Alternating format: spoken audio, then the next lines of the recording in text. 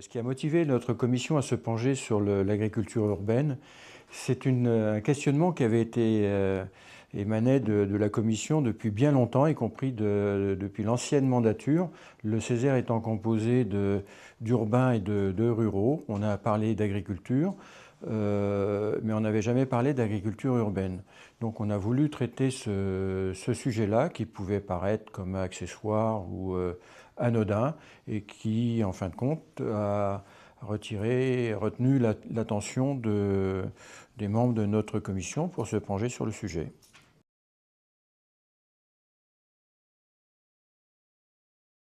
En fait, d'un constat que c'était une pratique ancienne, donc on a été amené à faire une petite enquête historique et on a vu que cette pratique se développait fortement depuis une vingtaine d'années sous la pression à la fois des milieux écologistes, avec en particulier l'influence anglo-saxonne, mais aussi une prise de conscience des populations et des élus de l'intérêt de développer des potagers urbains, par exemple.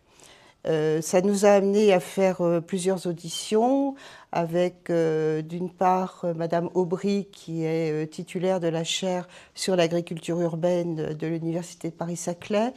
On a rencontré aussi le gérant des fermes de Galie, la FAUP, qui est l'Association française pour l'agriculture urbaine, des responsables de jardins, des bénévoles.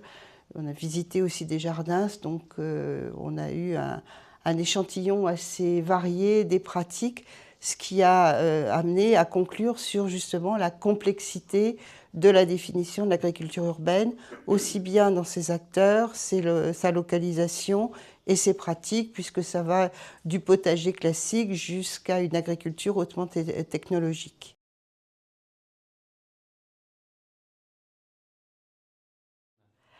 Alors, les recommandations qui sont sorties de ce rapport, après y avoir vu les effets bénéfiques, mais aussi les freins, c'est le maintien de l'accompagnement, surtout avec la Chambre d'agriculture de ces projets-là. C'est le côté de la recherche où nous avons besoin de savoir ce qui marche et ce qui ne marche pas dans l'agriculture urbaine.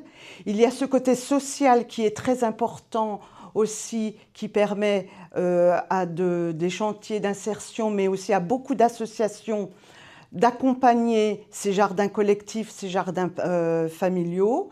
Et il y a aussi ce côté de l'alimentation et de l'éducation qui est très important dans cette agriculture, qui permet à de nombreux jeunes de voir ce que c'est que l'agriculture et l'alimentation auxquelles ils pourraient accéder si ces exploitations étaient plus nombreuses.